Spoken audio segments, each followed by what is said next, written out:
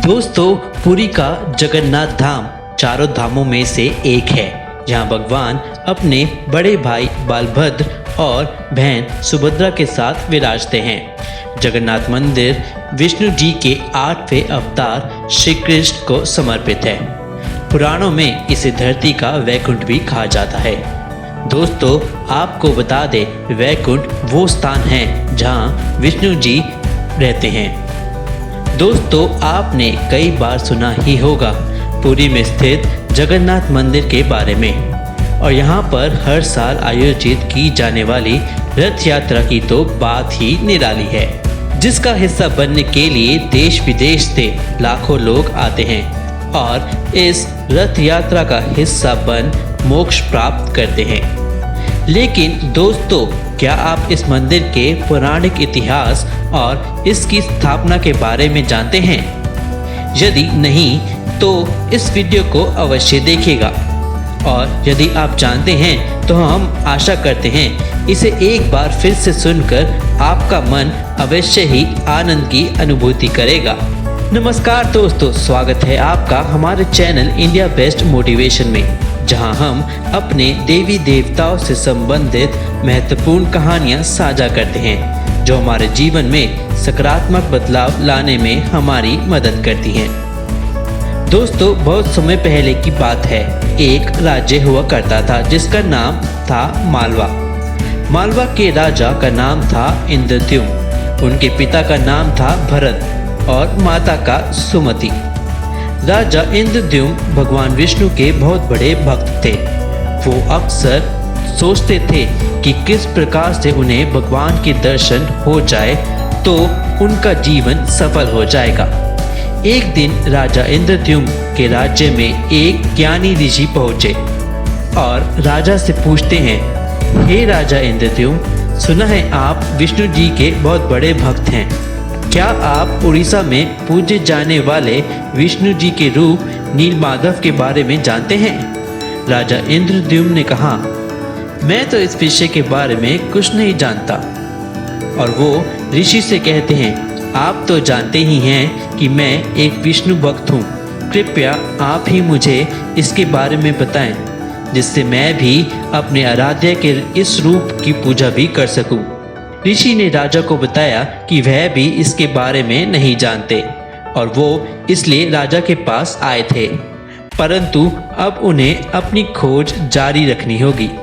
इस वार्तालाप के बाद जब ऋषि राजा की आज्ञा लेकर चले गए, तब राजा के मन में उस मंदिर और विष्णु के दिव्य रूप को देखने के लिए बड़ी उत्साहिकता जागृत हुई।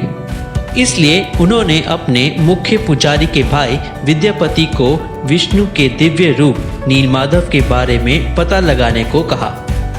राजा की आज्ञा मानकर विद्यापति खोज में लग गए। विद्यापति ने उड़ीसा के कुछ लोगों से पूछताछ कर पता लगाया कि साबर कबीले के लोग नीलमाधव की पूजा करते हैं, और उन्होंने अपने देवता की मूर्ति को नीलांचल पर्वत की गुफा में छुपा रखा है। विद्यापति साबर कबीले के मुख्य विश्ववसु से अनुरोध करते हैं कि वह उन्हें उस जगह ले जाए जहां नीलमाधव की पूजा होती है। यह सुन विश्ववसु डर गए और उन्हें आशंका हुई कि यदि उन्होंने सही स्थान बता दिया तो यह भगवान विष्णु के दिव्य रूप नीलमाधव की मूर्ति को ले न जाए। इसलिए विश्ववसु ने विद्यापति को कुछ नहीं बताया।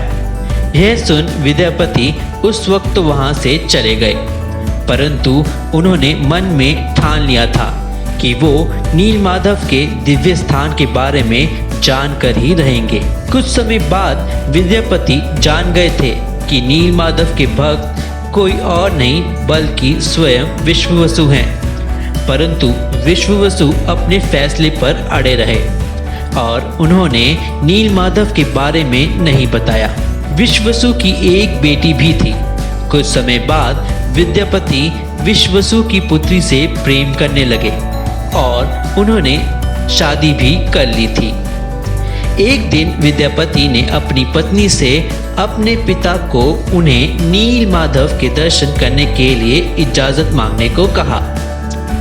विद्यापति की पत्नी ने अपने पत्नी धर्म के पालन कर अपने पिता से अनुरोध भी किया। अपनी पुत्री के अनुरोध करने पर पिता विश्ववसु का मन पिघल गया और उन्होंने उसका कहा मान लिया।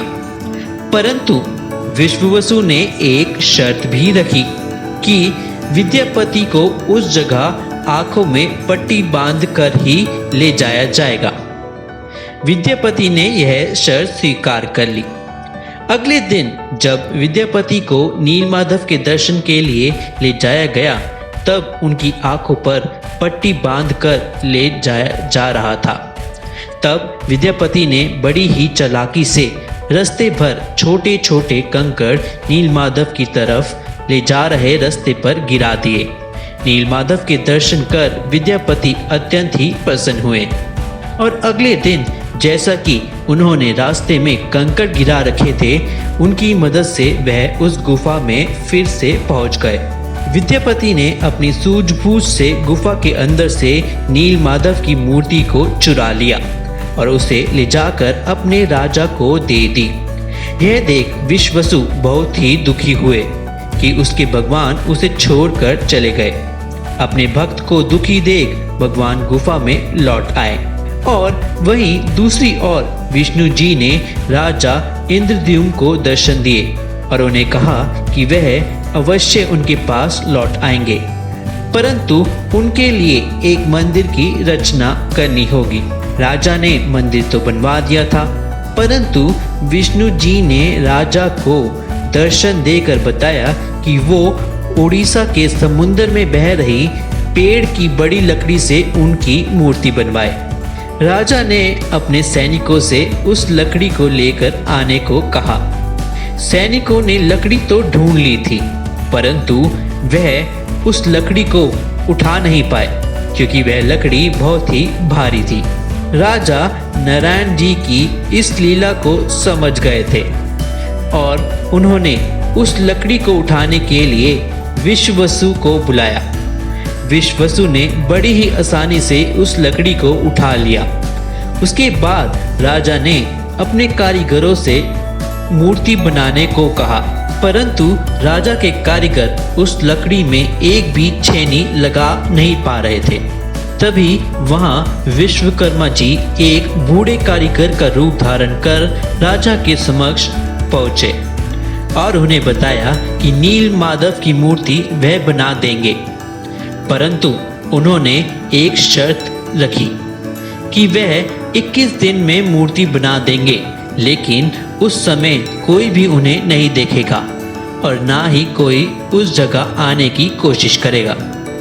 राजा ने उनकी शर्त स्वीकार कर ली और उन्हें एक अलग विशाल रूम दे दिया, जहां कई पहरेदारों को भी निगरानी में तैनात कर दिया, जिससे कोई भी अंदर न आ पाए।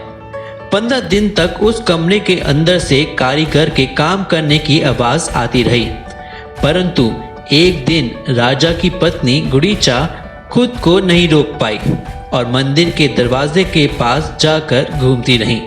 कुछ समय बाद रानी को अंदर से बिल्कुल भी आवाज आनी बंद हो गई थी। यह बात रानी ने राजा को बताई। राजा भी यह बात सुन डर गए थे कि कहीं बूढ़ा कारीगर मर तो नहीं गया। राजा ने शर्त को परे रख अपने सिपाहियों को दरवाजा खोलने को कहा। दरवाजा खुलते ही राजा ने देखा कि अंदर 3 अधूरी मूर्तियां बनी हुई थीं, परंतु वहां पर बूढ़ा कारीगर नहीं था।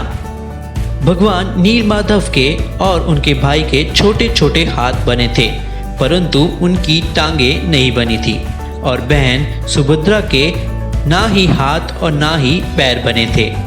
राजा ने जो हुआ विष्णु जी की मर्जी समझ उनकी मूर्तियों को मंदिर में स्थापित करवा दिया था। तब से लेकर आज तक इसी रूप में तीनों मूर्तियां स्थापित हैं, जिनके दिव्य दर्शन करने के लिए देश विदेश से कई श्रद्धालु आते हैं। दोस्तों, कई ग्रंथों में यह भी लिखा गया है कि एक बार विष्णु जी राजा के सपने में प्रकट हुए थे। उन्होंने ही राजा को बताया था कि नीलांचल पर्वत में उनकी नीलमाधव नाम से मूर्ति स्थापित है और विष्णु जी ने ही राजा को उस मूर्ति को एक मंदिर बनाकर स्थापित करने को कहा था।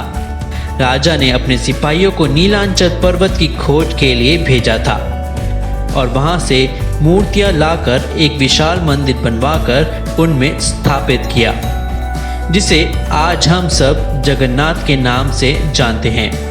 दोस्तों, आज भी कहा जाता है कि जगन्नाथ जी के दिल में विष्णु जी का दिल धड़कता है, जिसके बारे में हमने आपको अपनी पिछली वीडियो में बताया था। यदि आपने अभी तक यह वीडियो नहीं देखी तो उसकी डिटेल्स हम आपको इस वीडियो के अंत में दे देंगे। दोस्तों, आज की यह कहानी यहीं तक। आशा करते हैं आपको यह कहानी पसंद आई होगी और अगर आई हो तो कृपया इसे लाइक और शेयर करें, जिससे यह वीडियो और लोगों तक अवश्य पहुँचे। आइए हम सब साथ में भगवान का नाम लें और अपने मन को पवित्र करें। जय जगन्नाथ भगवान की।